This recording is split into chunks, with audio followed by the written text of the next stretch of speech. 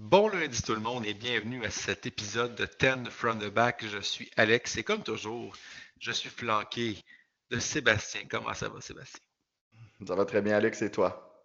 Ça va très bien. Est-ce que tu t'es remis du reveal du LVO de jeudi dernier? Ou jeudi, vendredi, dépendamment où est-ce qu'on est, là? Ouais. Écoute, quelle surprise. Ils ont annoncé qu'on allait avoir Kras et Lothern comme Armies of Infamy. C'est pas comme si on l'avait pas annoncé ici, mais écoute, Exact. Là, non, il y a quelques épisodes, effectivement, c'est quelque chose ouais. qui flottait, effectivement. Euh, mais sinon, je pense que ça augure bien, en fait, là, ce qu'on a vu. Pour ceux qui n'ont pas écouté le reveal, le preview euh, du LVO du Las Vegas Open, en fait, c'est qu'effectivement, aller au Elf, je pense que c'est un Mhm, secret, ben, personne en fait, c'est pas un secret du tout. Là. L'entreprise avait annoncé que c'était après l'Empire CD au Elf.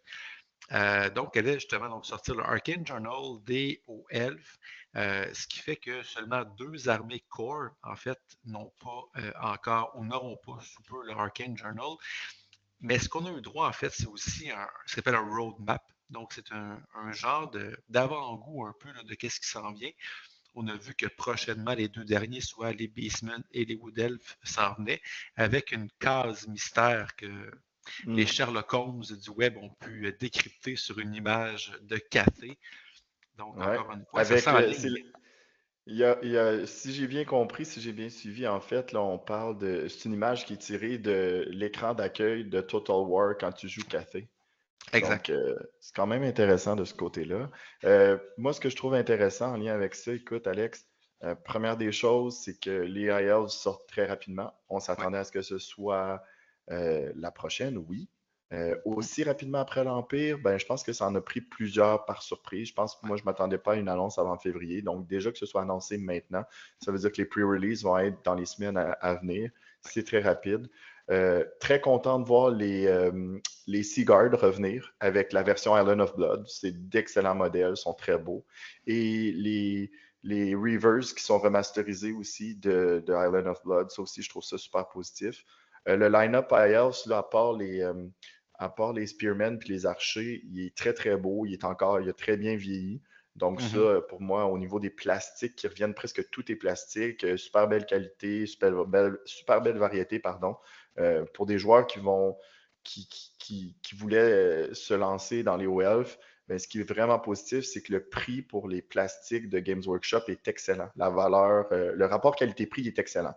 Donc Ouais. ça, pour moi, quelqu'un qui veut se lancer dans les IELTS, tout va être disponible, ça va être rapide, puis ils ont des super beaux kits. Donc, euh, pour ça, de ce côté-là, moi, très, très content de l'annonce du LVO.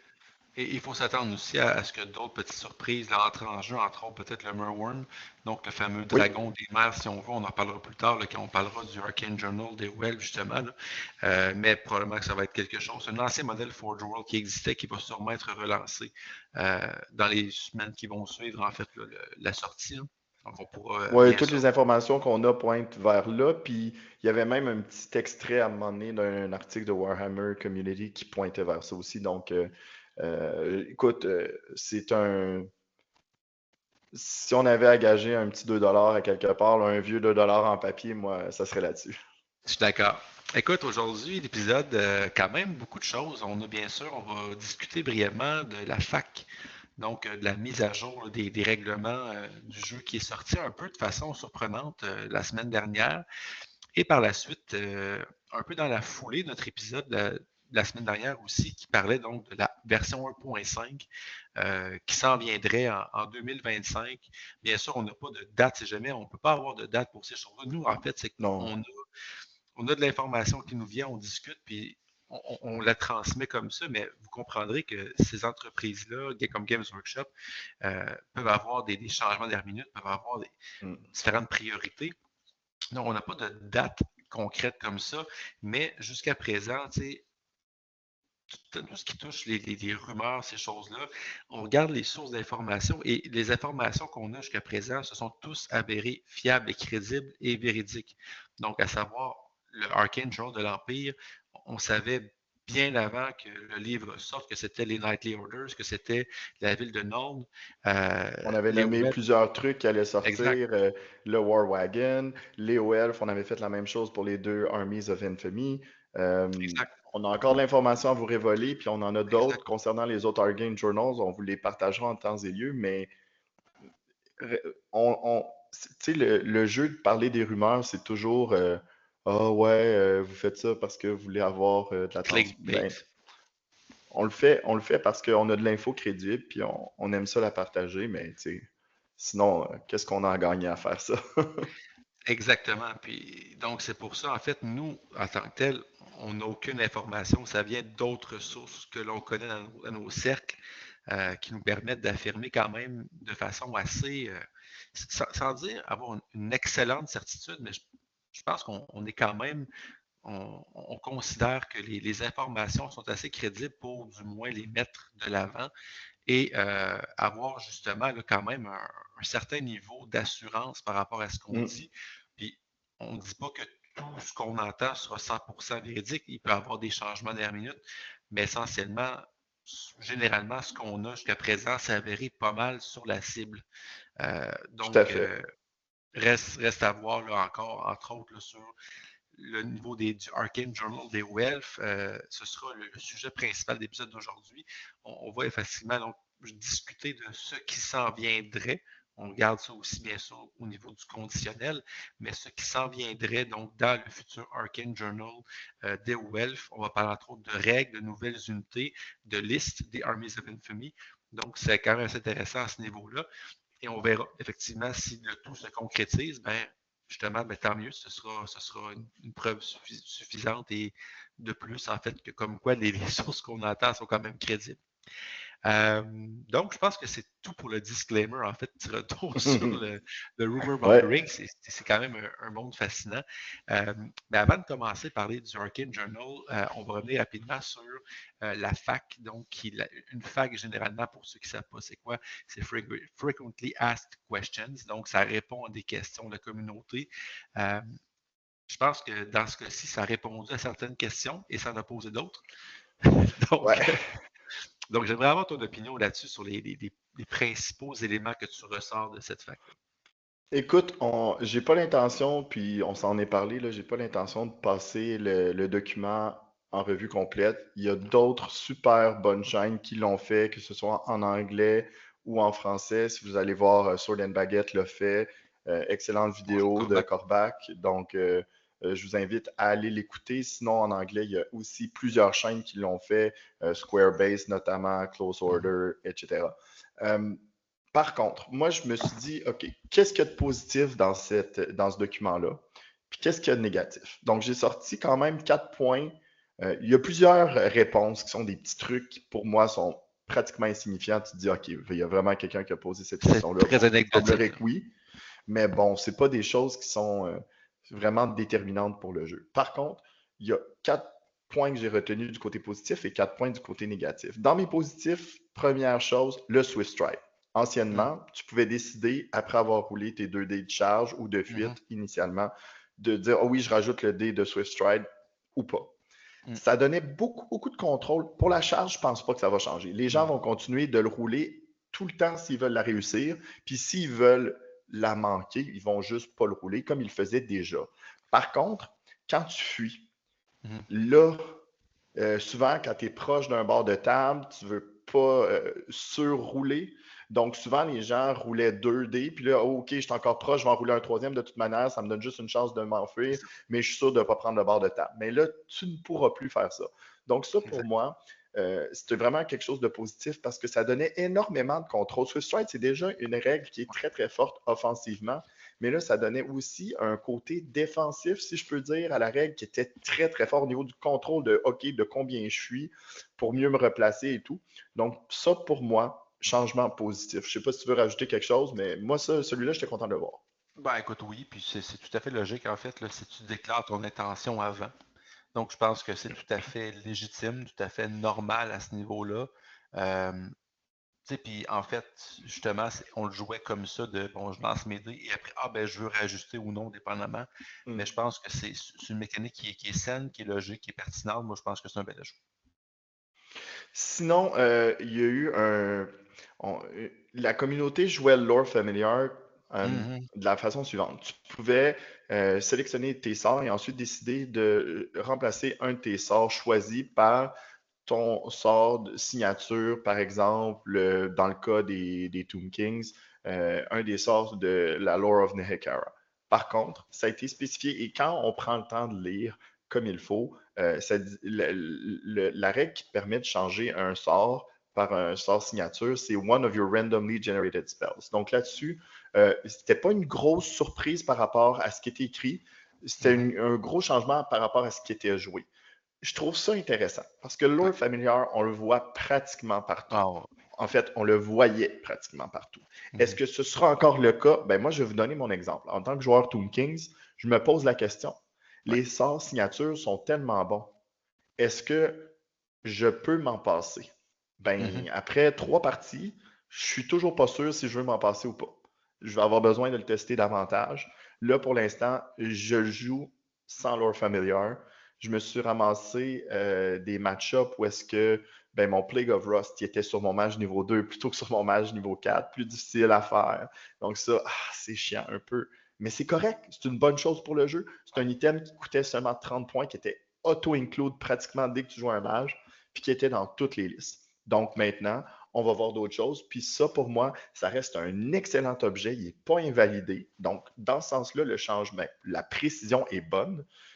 Ça va forcer les gens à faire des choix. Puis ça, c'est jamais une mauvaise chose, tant qu'à moi. Ouais, puis je pense qu'effectivement, en fait, le fait que tu pouvais essentiellement choisir tes sorts, puis incluant tes sorts Le signature. signature, tu sais, je pense que ça amène un réel dilemme quand tu fais ta liste, puis peut-être à ce moment-là, avoir plus qu'un mage pour avoir peut-être justement sur ton niveau 2 un sort que tu vas être sûr d'avoir. Avec 2D, tu es beaucoup moins sûr d'avoir, mais garder ton sort signature sur ton niveau 4 que tu es sûr d'avoir aussi. Et En fait, moi, j'ai trouvé la solution pour les Tomb Kings. Jouer culte mortuaire avec 3 mages. Vous allez vous faire des amis et vous allez régler le problème. Oui, c'est ça, exact, c'est ça. Vous allez jouer beaucoup de parties intéressantes. Super le fun. Non, non. Ici, là, j'espère que vous avez compris le sarcasme. Oui. Mais bref, tout ça pour dire que, encore une fois, changement intéressant qui est subtil, mais en fait c'est pas un changement, c'est une précision. Comme tu Oui, l'as tout à mentionné, fait. c'était déjà marqué, mais on le jouait instinctivement d'une Ça façon l'a différente. clarifié, ça vient de clore le débat, c'est comme ça qu'on le Voilà. joue. Moi, une réponse de FAQ, ça doit être clair. Ouais. Puis honnêtement, l'explication, pour moi, c'est bien moins important que la réponse est oui ou non. Ouais. Moi, le oui ou non, D'accord. après ça, je suis capable de vivre avec ça. Des fois, les explications amènent des petits problèmes, on va le voir tout à l'heure. Ouais. Il y a une Oui. autre précision au niveau des charges que j'aime beaucoup, c'est que tu dois calculer le wheel pour savoir si Mm. ta charge est possible ou pas. Je me souviens Oui. l'année dernière, j'avais une situation où il y avait une unité très large de zombies qui voulaient charger le flanc de mes squelettes. Mais quand tu calcules le wheel, c'était une charge impossible. Il fallait qu'il wheel de 6, puis après ça, qu'il bouge de 6 ou 7 en plus. Donc, ça devenait une charge impossible. Mais là, mon adversaire était comme, ouais, mais comment ça se fait? Tu sais, je suis juste à 5. Mais oui, en ligne droite, mais tu peux pas Mhm. tu dois pouvoir me contacter. Donc, ça, cette précision-là, ça vient aussi de dire, ben OK, dans tel cas, je suis très proche, mais comme la charge nécessite une roue importante dès le début, ben ce ne sera pas une charge que je devrais déclarer parce que c'est une charge impossible. Donc, une bonne clarification. Ceux qui jouent beaucoup sur Warhol le calculent déjà beaucoup parce que c'est facile avec les Oui. outils électroniques. Donc, ça, moi, j'étais comme, ah oui, c'est vrai, dans mes 10 dernières games, on le fait comme ça, puis je suis habitué. Mais bon, ça va prendre un petit peu de temps à s'habituer sur la table, peut-être parce qu'on le sait, les wheels, c'est pas la chose la plus facile à mesurer, Non, puis ça, malheureusement. ça, ça implique, veux pas, que bon, pour voir est-ce que c'est serré, je vais regarder, je mets mon dé, je fais Ouais. ma wheel, je mesure, là, je replace. Donc, c'est sûr que c'est peut-être moins user-friendly, c'est peut-être moins convivial, si on veut, là. Mais de l'autre côté aussi, je trouve que c'est une belle précision, puis surtout au niveau de la règle impétueuse. Par exemple, Mhm. impétueux Tout à pour fait. des unités ou frénésie, par exemple, donc des règles Ouais. qui obligent une déclaration de charge. Donc, ça prend en considération ça aussi. C'est comme une belle clarification. Puis pour moi, tu sais, oui, c'est un petit peu plus complexe à gérer. Euh, c'est toujours mon conseil. Parlez avec votre adversaire, Ouais, regardez c'est quoi votre intention. OK, on va le mesurer exactement. ensemble. Aide-moi, on le fait. Est-ce que tu penses, est-ce que je dois la déclarer? Tu sais, ça ressemble à ça. Non, c'est bon, OK, on y va. Ouais. Comme ça, il n'y a pas d'imbroglio possible. Puis ça va vraiment mieux essayer d'estimer ces choses-là à deux que de le faire tout seul. Puis comme ça, il n'y a pas d'ambiguïté, puis c'est parfait. Tout à fait, on est d'accord. L'autre Quatrième? précision, ouais, la dernière précision, celle-là est mineure. Puis c'est un buff indirect aux Bretoniens. Je suis pas sûr qu'ils en ont besoin, mais j'aime bien qu'il ait précisé que Armor Bane s'appliquait aux Stumps. C'était Oui, vraiment quelque chose qui était très. Les gens étaient très divisés là-dessus. Ben, c'est correct, c'est comme ça que ça fonctionne. On passe au prochain appel, le débat est clos. Donc pour moi, ça, quelque chose de plus clair dans une fac, c'est ça l'objectif, c'est positif. très bien. Je trouve ça particulier que tu n'as pas mentionné. En fait, moi, il y en a deux, mais je pense un qui Ouais, fait un gros débat, puis tu pourrais être d'accord avec moi. Mais un c'est rare que je suis pas d'accord avec une façon de gérer une question. Il y en a un que je suis pas d'accord. Et peut-être je que tu le vois t'écoute. venir. C'est le fait que le déploiement des unités scouts compte dans qui déploie qui finit de déployer en dernier. Ça, je suis pas d'accord. Je trouve que Moi, c'est je l'ai une mis dans mauvaise mes gestion. négatifs. Moi, je l'ai mis Ah, dans ben mes c'est ça, ok. Ben oui, négatifs. OK? excuse, on est dans le positif. Excuse-moi, je t'ai pas écouté. Excuse-moi, Écoute, j'ai déjà ben, pensé. je vais commencer par celui-là parce que tu me tends une super Parfait. belle perche. Euh, pour moi, c'est un changement négatif. Qu'on se comprenne, Oui, je tout à fait, trouvais je suis ça d'accord. ridicule. Je trouvais ça ridicule que tu puisses avoir 45 pauses, j'exagère, là, mais 8 pauses en scout puis qu'il n'y ait aucune conséquence. Je pense qu'on aurait très bien pu dire, ben, puis c'est malheureux parce que la fameuse notion de drop qu'on utilise, Hmm. nous, comme Des communauté, n'est pauses. spécifiée nulle part dans le livre de règles. Donc, les pauses, là, c'est pas nulle part. Est-ce qu'il aurait pu dire, OK, quand tu fais un déploiement, chaque unité que tu déploies compte comme une pause, les scouts, c'est la même chose. Voilà, ça reste une super bonne règle, super avantageuse parce que tu peux te déployer une fois que ton adversaire s'est déployé. Mais là, ce que ça veut dire, c'est que si tu as des scouts, si l'autre n'en a pas, automatiquement, tu perds le +1. Puis ça va un peu à l'encontre de ce qu'un scout est dans une Exactement. armée, qui est de te donner un avantage au niveau de ce que les autres sont en train de faire. Tu sais, avoir des éclaireurs, c'est jamais une mauvaise chose entre toi et moi, mais là, ça le Exact. devient. Ça devient très invalidant, notamment pour les Dark Elves. Désolé, David, mais oui, effectivement, moi, je pense que la précision, je trouvais qu'elle était importante à faire. Mhm. J'aime pas comment elle a été faite. Maintenant, c'est ça. Est-ce que ça changera éventuellement à voir? Mais là, en ce moment, jouer des scouts, tu te dis, Ouais. c'est-tu une bonne idée? Puis en fait, puis, tu sais, au niveau personnellement, tu sais, moi, dans ma liste, je dirais de tournoi, sur ma liste compétitive de nains, j'ai 2 unités de scouts. Euh, Puis si je me remets en question, l'avantage, c'est que je peux quand même le choisir de les mettre sur la table sans trop Oui, de tout à fait. différence. Euh, donc, c'est pas parce qu'ils sont scouts qu'ils doivent se déployer comme tel et la décision peut être prise n'importe quel moment, en fait. Euh, Sauf que je sais pas. Je sais pas, tu sais, tu sais, C'est une règle pour laquelle tu payes pour tes unités, puis ça devient ouais, vraiment comme si l'autre n'en a pas du tout. C'est comme le +1, c'est tellement important dans les ben premiers oui. pour certaines armées.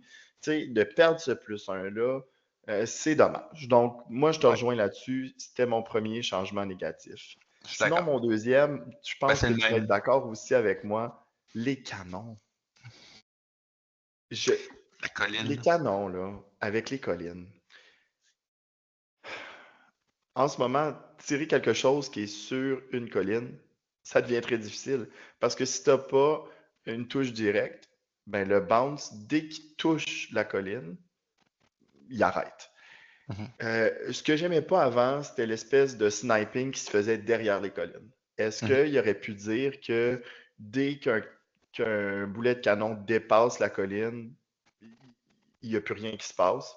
Ça veut dire que si tu es sur la colline, tu es toujours aussi vulnérable, ce qui est Ouais. correct en mon sens parce que tout le monde peut te voir puis tout le monde sait que tu es là. Mais tu peux te cacher derrière. Je, je pense que ça aurait été mieux. Mais en même temps, en ce moment, est-ce que les canons sont vraiment un énorme problème dans le jeu actuel? C'est bon, mais c'est pas problématique. C'est pas ça qui brise le jeu. Donc, de les rendre moins forts, alors qu'ils sont une excellente option pour gérer certains trucs difficiles à gérer, je trouve ça décevant. Mais bon. Imagine un géant, un cigare, un dragon, par exemple, sur une colline qui est soudainement bien Ouais. protégée. C'est ça, c'est pas, encore une fois, je trouve que cinématiquement parlant, ça fait pas de sens. Non, non, on est d'accord. Ouais, tout à Euh, fait. Par contre, je pense que tu es d'accord avec moi que le canon qui tirait, ce qui était caché derrière la colline, Ah non, tu sais, 100%. bon. Euh, 100%. c'est malheureusement pas le changement que j'aurais aimé voir. J'aurais mieux aimé qu'il n'y en ait pas du tout que Ouais, celui-là même. Tu sais, ouais. je suis prêt à aller jusque-là. Tu sais, j'aime mieux recevoir le boulet de canon en pleine face parce que j'en joue pas des canons, puis que ce soit fair pour mon adversaire que cette règle-là qui, c'est Mm. décourageant un petit peu. Tu sais, j'imagine ton casquette of souls sur une colline qui est protégée des boulets de canon, puis il y en avait vraiment besoin. Ouais, il n'y en a pas vraiment besoin. Sinon, les fameux low linear obstacles. Je ne vais pas Ah, rentrer dans les explications, mais cette réponse-là, essentiellement, ce qu'elle dit, c'est que, bon, les low linear obstacles bloquent les touches d'impact ainsi que les stumps, ce qui ce qui est fonctionne pour moi. déjà extrêmement bon.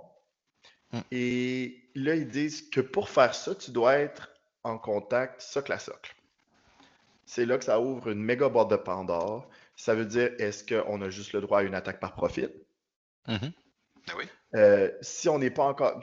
En partant, la règle des low linear obstacles ou des obstacles linéaires bas et fonctionne seulement parce qu'on a décidé qu'on oubliait le fait qu'elle était vraiment mal écrite dans le livre de règles. Si vous allez voir la version anglaise, vous comprendrez ce que je dis. Il y a plein de choses qui fonctionnent, même si c'est pas dit. On n'est pas en base-to-base contact, donc on n'a pas de fighting rank, mais on fait un combat pareil. Mhm. OK. Exact. On le joue comme ça, puis c'est correct. Puis là, je te rajoute Earthen Ramparts qui dit You count as being as defending a low linear obstacle. Mais dans les faits, quand tu charges quelqu'un qui a Earthen T'es en Ramparts, tu socle es à en socle. contact socle à socle. Donc, est-ce que tout d'un coup, tu l'es, mais tu ne l'es pas? Mhm. Donc, ça ici, pour moi, c'est vraiment, vraiment mal écrit, de un. Ouais. C'est très, très divisif parce que là, on a d'un côté les gens qui disent Ouais, mais Kanta, c'est la même chose. Non, c'est pas la même chose parce que tu l'es pas. Puis il Non. n'y a rien entre vous deux. Donc, moi, à mon avis, puis là, on peut débattre l'intention aussi, puis ça. euh, puis je suis un joueur qui utilise Earthen Ramparts. Je pense que si vous mettez ça, que ça enlève toutes les attaques, les stumps, les attaques de support, mettez ça sur une unité qui tire, puis Mhm. vous allez voir, c'est pas drôle. Non. Ça va Non. être de l'anti-jeu. Il n'y aura rien que vous pourrez faire pour essayer d'aller chercher cette unité-là. Donc, surtout que même si tu joues comme il faut, puis tu vas dans le flanc ou dans le derrière de cette unité-là, ben, vu que Earthen Rampart, il n'y a aucune spécification, l'obstacle linéaire bas, il est Exact. 360 degrés autour de toi, Exactement. ça fait aucun sens. Ça fait aucun sens. Pour moi, l'obstacle linéaire bas stoppe les stumps, les impacts, parfait, j'ai pas de problème. Tu Point as à la toutes ligne. tes attaques sur ton profil. Euh, Puis Earthen Ramparts, c'est une charge désordonnée, puis tu as un 5 plus ward save. Ça Qui est bloque pas déjà les stuns, ça bloque pas les exceptionnel. impacts. Qui est C'est déjà déjà très super bon. bon. Exactement. Euh, Là-dessus, c'est malheureux parce que, je l'ai dit tantôt, le but d'une FAQ, c'est de clarifier les points. Celle-ci amène plus de questionnements, puis de la division dans la communauté, c'est jamais une bonne chose. De ce que j'ai vu au niveau de la communauté anglophone, la manière que je préconise, c'est pas mal ça qui va être joué. Est-ce qu'il Ouais. y a un TO à quelque part qui va décider autrement? Ça, ben, ça le regarde. Absolument. Ben, c'est sûr que ça va arriver. Comme on Comme l'a vu n'importe avec quoi. le Green Knight qui sortait des vortex puis des collines, hein, ça fait des trucs absurdes. Donc, faites attention avant de faire un ruling comme ça. Mais bon, clairement, pour cette réponse-là, il avait délégué la tâche à un stagiaire qui n'a pas trop réfléchi avant d'écrire la réponse.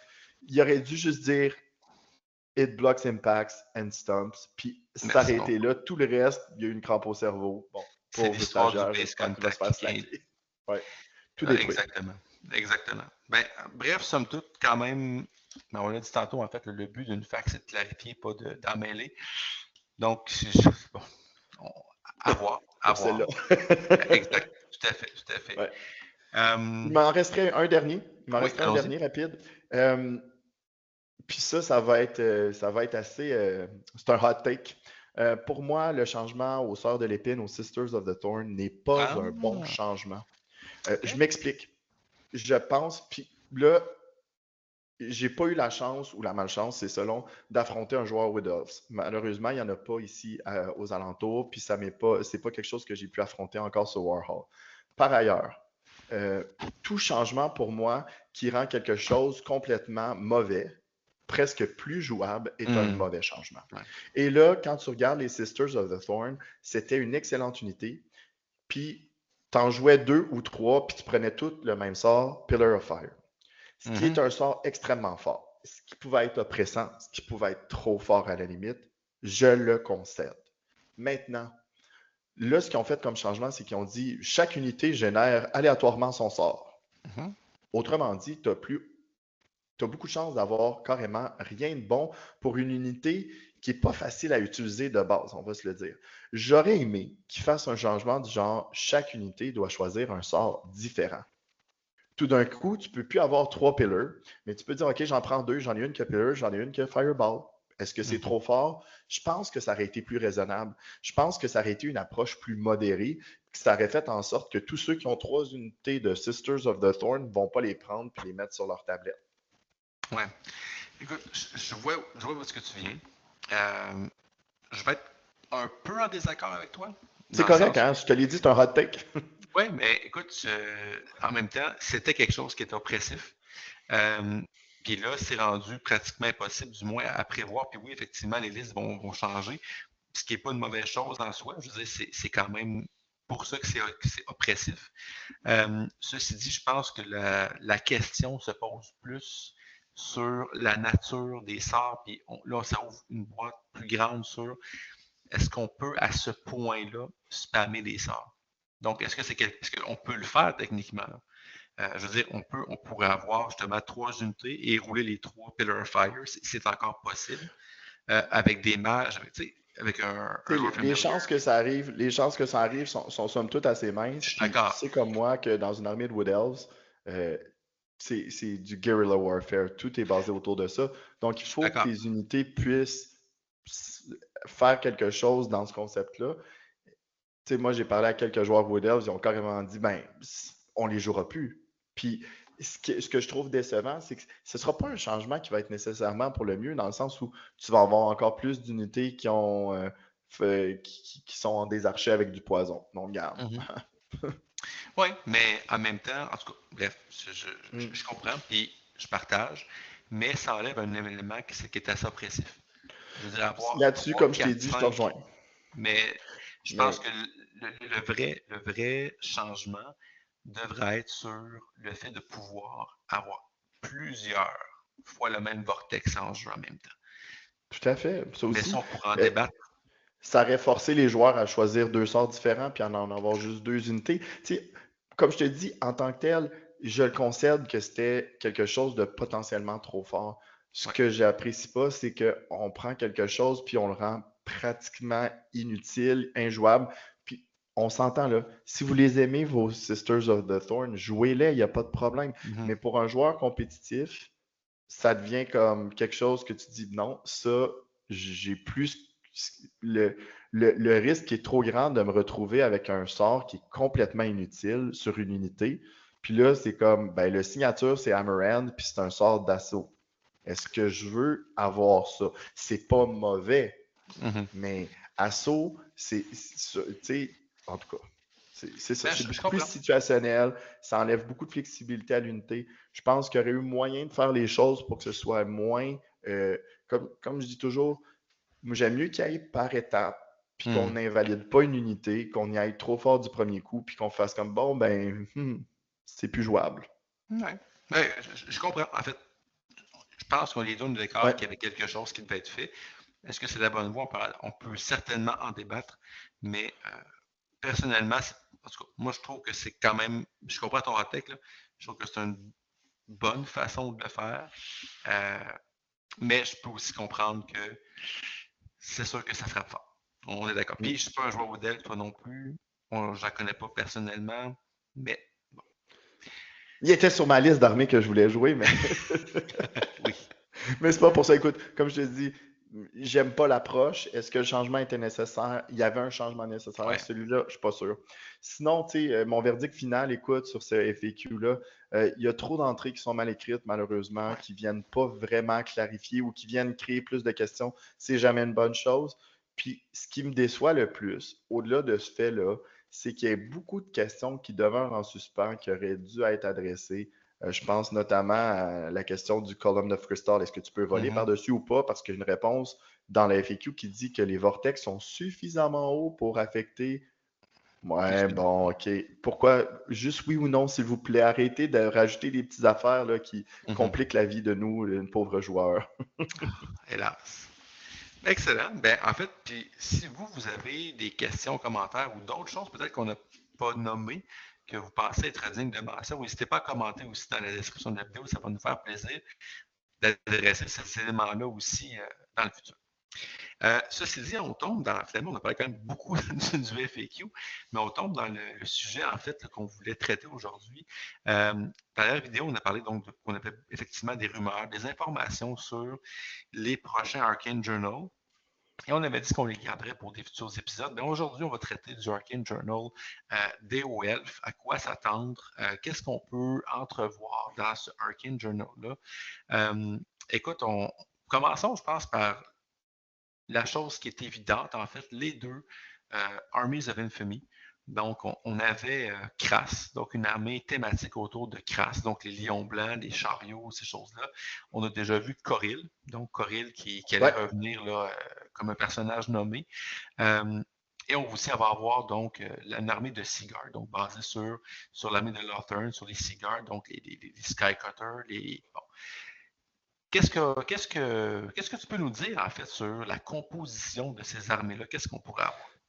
Ben, je commence avec Kras. Ouais, Kras va quand même nous permettre de jouer des princes ou des archimages. Donc ok. ça, c'est encore possible, dans les mêmes restrictions que ce qu'on a vu, le 0,1 par 1000 points.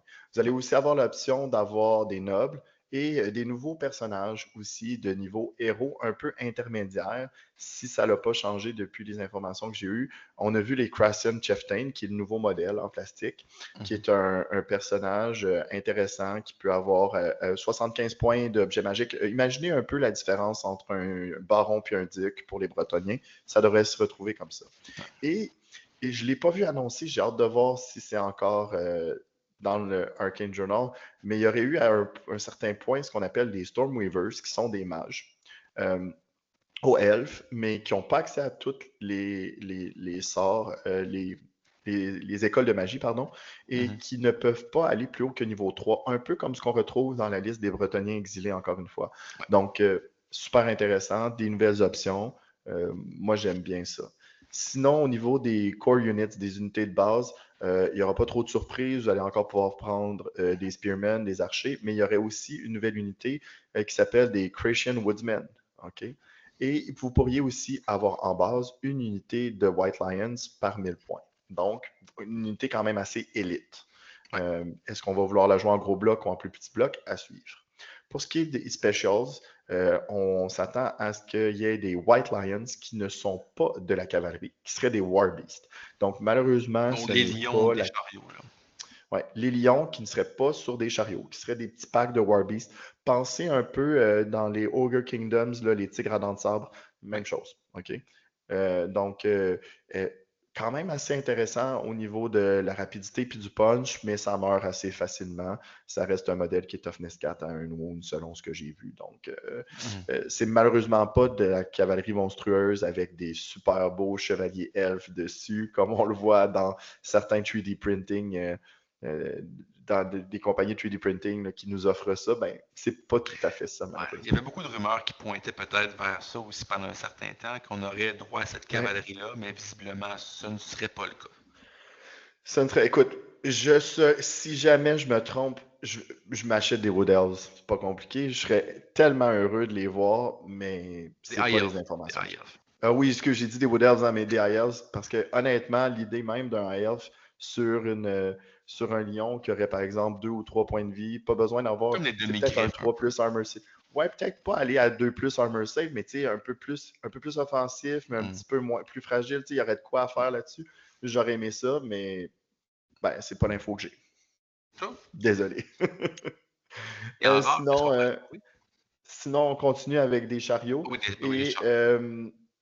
euh, donc des White Lions normaux aussi, là, l'unité là, de soldats qui seraient dans les specials. Donc, si on veut Dans... plus que 2 unités, on a une option Exactement. spéciale. Ben, tu sais, en fait, tu dis plus que, ouais, c'est ça, plus que 2 parce qu'on peut déjà en À avoir 2000 points. 0,1 par 1000 points en base. Donc, écoute, je pense pas que les gens vont se rendre là, mais si quelqu'un a le goût de le faire, pourquoi pas. Sinon, ce qui est intéressant au niveau du rare, c'est qu'il y a une unité de Lion Guard qui est comme une unité de Super White Lions. C'est comme les plus élites de tous les White Lions. C'est la garde des seigneurs de guerre de Kras. Sinon, par 1000 points, 0-1 Shadow Warriors ou Sisters of Averlorn. Donc, ici, un petit peu de punch au niveau du tir, les Sisters particulièrement. Des Great Eagles, puis aussi des balistes qui seraient possibles. Bon, je vais le dire tout de suite, selon moi, c'est la liste qui va être la moins compétitive des deux. Je pense que ça va être plus la liste thématique. Par contre, quand on regarde au niveau des règles spéciales qui seraient disponibles, une des choses qui est intéressante, là, c'est qu'il va pas possibilité de donner du move through cover à certaines unités qui ne l'ont pas habituellement. OK. Donc, ça, c'est intéressant, surtout que un peu comme les Wood Elves, l'armée de Kras va avoir la possibilité de placer une forêt sur le champ de bataille. Donc, ça, super intéressant. Très thématique. Ouais, aussi, une chose que je trouve cool au niveau thématique, c'est qu'il y aurait possibilité de donner pour un certain nombre de points les fameuses capes des White Lions, même OK. aux archers et aux spearmen. Donc, ça, je trouve ça cool. Pour le visuel que ça peut faire, au niveau hobby, je pense qu'une armée de crasse, ça serait vraiment Oui, impressionnant. c'est un beau Donc, projet. ça, moi, honnêtement, je trouve que ça serait un super beau projet hobby, plus narratif. C'est pas vers là que je m'orienterais si je veux jouer compétitif avec le Arcane Journal. Donc, j'imagine que si c'est pas avec Kras, c'est avec l'armée de Seaguard. Donc, qu'est-ce que ça ressemble, en fait, là, cette armée of Infamy-là? Bon, beaucoup de gens s'attendaient à avoir une armée de cavalerie parce qu'on en a vu presque une dans Ouais, chaque hein? Arcane Journal, sauf celui des nains. Mais Ah, on et sait encore là, pourquoi. c'est encore Ouais, drôle. X-Force, X-Force, on est d'accord. gyrocoptère. Ouais, Mais effectivement. en fait, je pense que ce qui flottait aussi beaucoup, c'est une armée de Kalédor.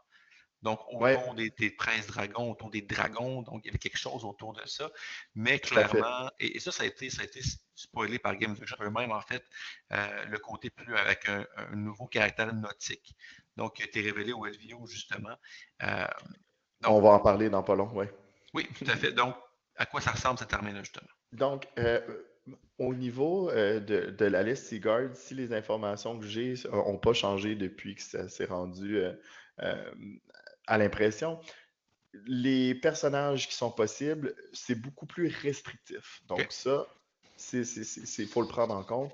Ils vont pouvoir prendre des Seaguard Garrison Commanders, qui sont un personnage de nouveau genre, Mhm. ainsi que des Stormweavers, qui Donc, sont les le mêmes mage mages. dont on a parlé.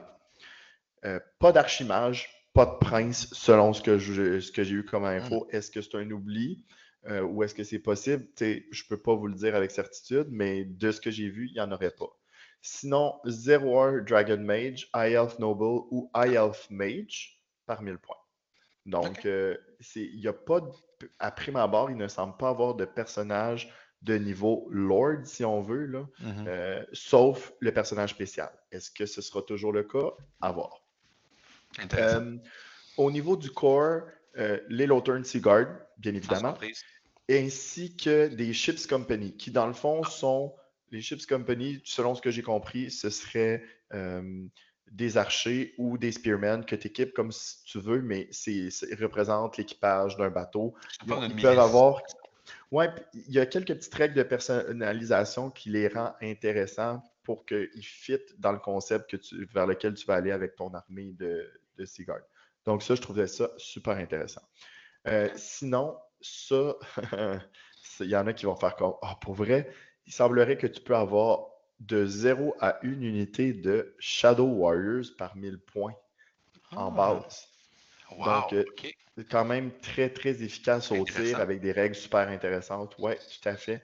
Donc, OK. pour ça, la base n'est pas très diversifiée, mais quand vous allez voir ce qu'on peut faire avec des Seaguard, c'est intéressant. OK. OK.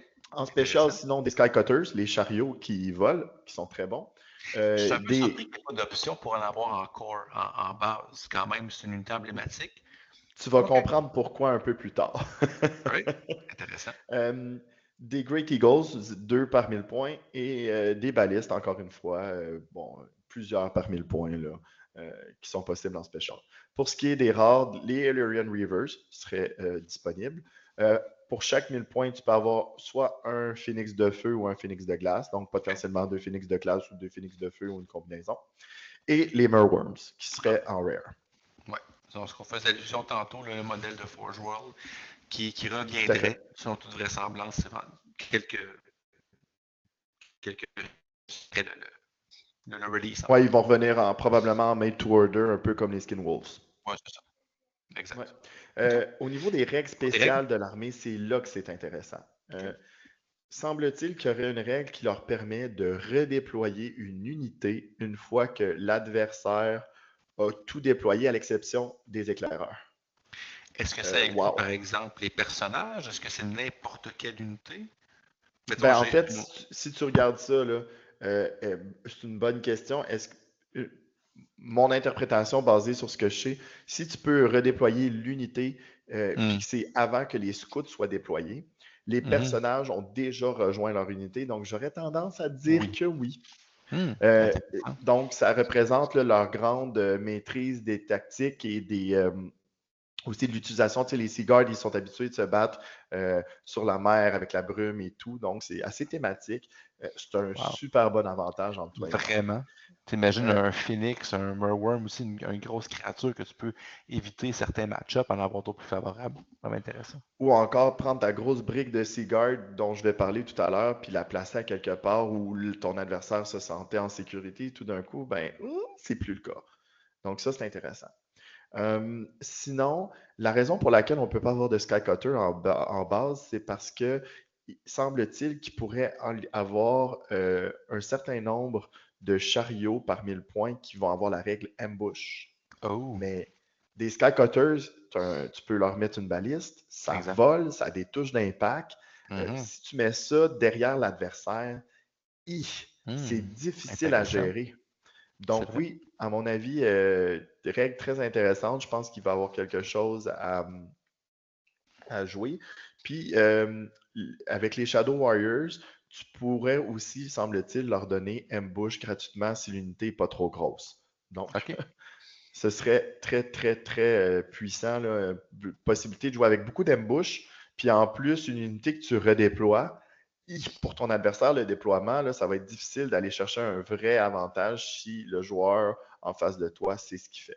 Donc, axé sur le mouvement, beaucoup sur la misdirection. Le déploiement, oui, le J'aime ça. contrôle. J'aime aussi. Autre chose intéressante, semble-t-il que les Seaguard et dans une unité dans une armée d'infamie, pardon, de Seaguard auraient la Regimental Unit Special Rule. Ça veut dire que tu peux potentiellement mettre des petites unités sur le côté de ton gros bloc, avoir un méga stand and shoot. OK. Ouais. Puis, ce serait, j'imagine, les Ships Company, qui serait l'unité. Ben là, il faudra voir comment ça va se transposer dans le Ouais. Arcane Journal exactement, mais ça, c'est l'info que j'ai. Puis OK. aussi, puis ça, c'est toujours une bonne règle et on a fait un épisode là-dessus, une unité de Seaguard par 1000 points pourrait avoir Drilled. Gratuitement. Oh, Ouh! ça c'est bon. C'est toujours C'est bon, agréable. surtout quand on va voir qu'on peut leur donner aussi des trucs comme Fire and Flee ou Evasive ou ce genre de choses-là avec certains personnages. Et ça commence à faire une armée qui va avoir beaucoup de potentiel de tir avec certaines combinaisons, puis beaucoup, beaucoup de mouvements pour éviter le combat, Ben puis aller oui. chercher une situation de combat avantageuse. Beaucoup Donc, à d'outils. suivre, est-ce que tout ça va se confirmer? On vous rappelle qu'on est dans le jeu des rumeurs, qui sont Toujours. crédibles, mais super intéressant. Pour ce qui est des personnages spéciaux, Coril, on l'a vu annoncer. Une chose que j'ai entendue qui serait intéressante, c'est que semble-t-il, on pourrait lui acheter un chariot. OK. Mais je pense Donc, que c'était le cas avant, si je ne me trompe pas, dans les à la ma huitième connaissance, édition. puis Je pense que oui. je pourrais pas te dire pour la 8e édition, mais je sais qu'en 5e édition, j'ai encore le livre des Hauts-Elfes, puis c'était pas le cas Ouais. anciennement. OK, ouais. Il semblerait qu'on peut le prendre. Pour moi, c'est pas le personnage intéressant. Bon, il frappe très fort, mais défensivement, c'est pas super intéressant. Bon, il peut aller jusqu'à force 7 avec Killing Blow, mais puis au niveau de l'armure, il est très très solide. Par contre, malheureusement, il n'est pas très. Au niveau défensif, c'est limité. Donc, bon, si tu pas ce qui est en face de lui, il risque de souffrir étant un elfe avec 3 de toughness. Non, mais tu sais, avec coup fatal, c'est toujours intéressant d'avoir ça comme règle aussi. Je pense qu'il y a du Ouais, potentiel mais c'est aussi. seulement s'il y avait eu Killing Blow et Heroic Killing Blow, je te le concède. Là, il y a Je seulement comprends. Killing Blow et dans un monde où est-ce que la plupart des lords de combat se retrouvent sur un behemoth ou une monstrous creature. Killing Blow, c'est bon, mais c'est pas suffisant. Par Je suis contre, d'accord. Isha Yaves, qui est le personnage qui a été dévoilé à Elvio, elle serait très, très intéressante. C'est un personnage qui va avoir 3 points de vie, donc on parle d'un niveau Lord pour Seigneur, un là. Elf. Ouais, exactement. Qui a une règle qui lui donne son commandement un petit peu plus puissant que normal. Là. Donc, plutôt que d'avoir 12, elle aurait 15 de C'est command le range. général, là. Ouais. Ouais, exactement. D'après moi, tu veux l'avoir comme général. Ils ont annoncé qu'elle avait une espèce de. Ils ont Un annoncé le trident. nom de son weapon, son trident, le Matland's Mathlan's Ire. Ire. Ouais, qui est super intéressant. Bon, c'est pas ça qui. C'est pas un personnage que tu veux envoyer en combat, mais au moins elle a une arme qui a de l'allure. Sa règle qui est vraiment excellente, c'est que quand elle rejoint une unité de Seaguard, ben, la puissance de pénétration de leurs armes s'améliore par 1. Donc, ils deviennent armor piercing 1. Oh, wow. Ça, c'est super bon, surtout quand tu Très bon. regardes les autres choses que tu peux faire en ajoutant d'autres personnages dans l'unité. Donc ça, j'ai hâte de voir. Moi, les informations que j'ai eues, je trouve qu'il y a de l'air de manquer une ou deux règles. J'espère qu'elle en a un petit peu plus, mais juste le plus 1 qu'elle donne, c'est solide. Mais c'est OK? très, très, C'est très, très, très très solide. solide. Puis, et surtout pas très cher. Et OK? ce serait au Parce que tir et au pas. corps à corps aussi. Euh, Je pense que oui. Oui, tout à fait. Écoute, Les ça armes, serait ouais. tu as raison, toutes les armes, donc encore meilleur parce que on s'entend que les Seaguard, ben, ça reste des elfes qui ont une bonne initiative, 4 de capacité de combat, avec leurs spears qui peuvent, qui sont quand même solides aussi, là, qui peuvent combattre en plusieurs rangs.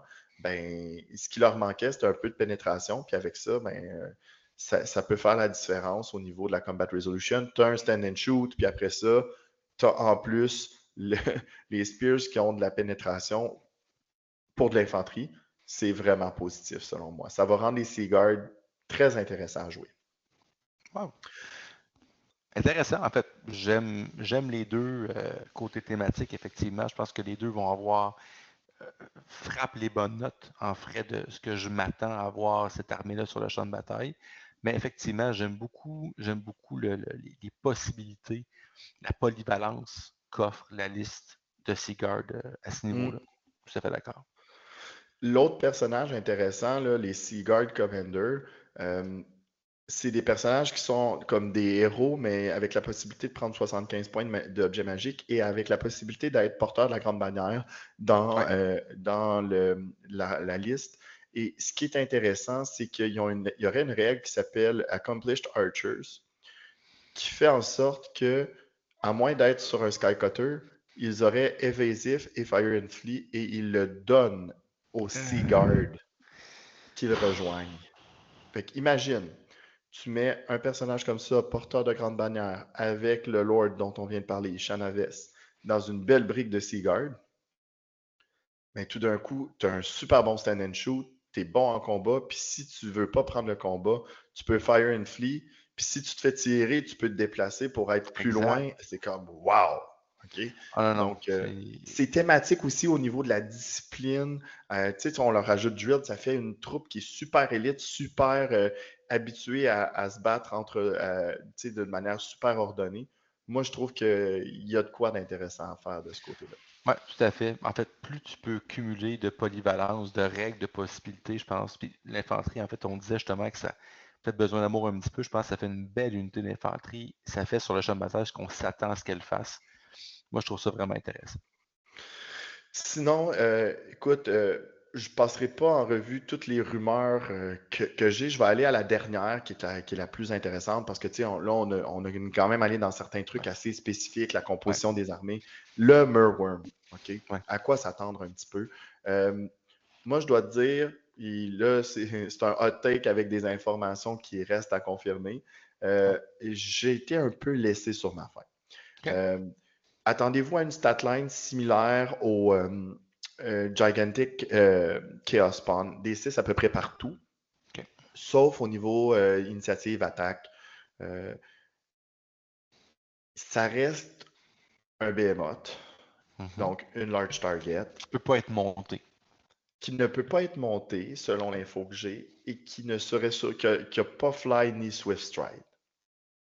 Oh, Et qui OK. est somme toute Mais Fly, plus je comprends. cher. Ouais. Ben, ce qui est logique, mais le fait de ne pas avoir Swift Stride, Oui. ça fait en sorte que ben, c'est difficile d'avoir la charge sur ton adversaire. Au niveau défensif, pas une grosse armure non plus. On parle de 5+. Euh, c'est dans un monde où il y a beaucoup de canons, où il y a beaucoup de chaptis avec des arcs, où on peut amener un volume de feu intéressant assez Des arcs facilement. empoisonnés, par exemple, aussi. Des arcs empoisonnés, si vous avez jamais affronté ça, je vous le dis, ça en prend juste 45 pour être efficace. 90, c'est même pas nécessaire. Juste 45. Croyez-moi sur parole, je l'ai testé. Mais bon, je le trouve, il est plus cher qu'un géant. Ah, OK. Puis, ben, ça va être à peu près aussi difficile de l'amener en combat. Donc, moi, là, le géant en ce moment, il n'est pas dans une place intéressante, dans le sens où il est trop difficile à amener en combat. Euh, bon, il n'y a quand même pas les désavantages du géant au niveau de la capacité de combat et tout. Puis, il y a un petit peu plus de protection, mais il reste que ben, c'est 6 points de vie à toughness 6. Ouais. J'ai mes grosses réserves. Est-ce que, moi, quand je regarde les informations qu'on m'a données par rapport à ça, pour moi, il manque une ou deux petites choses pour le rendre intéressant ou il faudrait qu'il soit moins cher. À suivre. OK. OK. C'est intéressant à voir. Il serait disponible dans l'armée d'infamie des Seaguards, mais il serait aussi disponible euh, Dans la Grand Army. dans la Grand Army à condition de jouer des Seaguards. Donc, il y aurait OK. en plus une taxe de Seaguard pour quelque OK. chose qui n'est pas tout à fait à point selon moi. Puis là, tu prends la taxe de Seaguard sans toutes les bonnes choses qu'ils ont dans leur liste. J'ai des réserves. J'ai des réserves à suivre. On verra est-ce que l'information que j'ai est 100% véridique? Est-ce qu'il y a eu des changements depuis? Est-ce que la personne s'est trompée sur cette fois-là? À suivre. Mais j'ai hâte de le voir. C'est une des premières choses que je vais aller voir. Qu'est-ce que le Merworm? Je trouve que Est-ce que c'est ça un se super confirme? modèle. Est-ce que ça va être jouable? Est-ce que ça va être intéressant à jouer? Y a-t-il quelque chose à faire avec ça? À suivre. Cool. Ben écoute, c'est quand même beaucoup, beaucoup de stock. Oui. Beaucoup de. Puis, tu sais, assez concret quand même, là. J'espère que vous avez apprécié. On a aussi des infos sur les prochaines Arcane Journal qu'on pourra en temps et lieu justement là, partager. Mais bref, je pense que, comme tu l'as mentionné, on doit s'attendre à une sortie, je pense, relativement hâtive. Personnellement, je m'attends fort à ce que d'ici au Adepticon, je pense qu'ils vont. Je pense que la prochaine, c'est les Beasts of Chaos. Donc, je pense que ce sera le temps pour eux à ce niveau-là. Et après ça, donc, quelque part, là, au début de l'été, probablement que les 9 armées avec les Wood Elves seront entièrement disponibles. C'est quand même pas rien. Tu sais, même si on avait dit dans notre épisode là, sur nos souhaits que j'aurais souhaité peut-être une façon différente, une amorce différente au jeu, que toutes les armées core aient justement quelque chose à se mettre sous la dent. C'est quand même, on pourrait espérer que les 9 armées soient sorties en dedans de 18 mois de jeu. C'est quand même une armée à chaque 2 mois. pour un jeu secondaire de Games Workshop, c'est quand même vraiment intéressant. C'est vraiment Tout à intéressant. fait, tout à fait. Écoute, puis on sait même que dès cette année, on aura droit à une armée qu'on ne connaît pas, qu'on n'a jamais vue. Euh, je suis désolé pour ceux et celles qui voudraient voir les Legacy Armies revenir. Ce Non. ne sera pas une Legacy Army, on en a déjà parlé. Écoute, si ce l'est, je vais être super Tant heureux mieux. de m'être trompé, puis je pense que toi aussi. Mais tout pointe vers Cathay, on l'a dit. Donc, les Legacy, c'est pas dans le plan de match. Euh, je lance une dernière info juste comme ça parce que, bon, le temps des fêtes est passé, mais je me sens généreux en passant pour les joueurs Beastmen. J'ai pas beaucoup d'informations, je vous le dis tout de suite. La seule que j'ai, c'est que vous aurez votre liste de Minotaur. Ouais. Est-ce que ça va en rendre certains heureux? Je m'attends à ce que ça soit la liste plus thématique des deux, pas la liste compétitive, selon les infos que j'ai. Mais sinon, le reste, j'ai des belles informations hein, pour les Sylvains, les Wood Elves, mais ça, on en parlera dans un autre épisode. On en a assez parlé aujourd'hui, puis je pense qu'on doit quand même aussi prendre quelques minutes pour parler des événements à venir dans la communauté au Québec.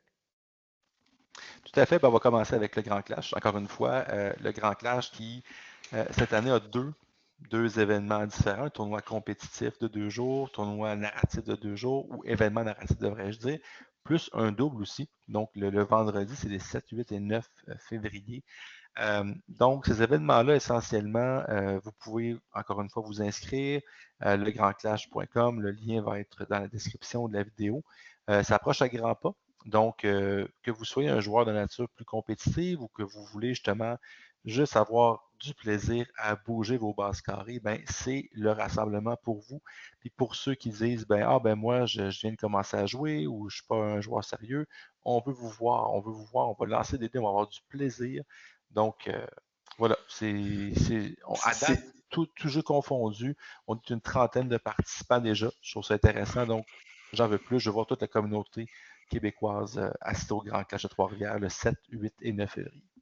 Puis honnêtement, un tournoi, c'est toujours une belle occasion Ben oui, de jouer beaucoup de matchs dans un court laps de temps, puis d'apprendre énormément. Puis ayez pas peur, les joueurs de tournoi, ça mord pas.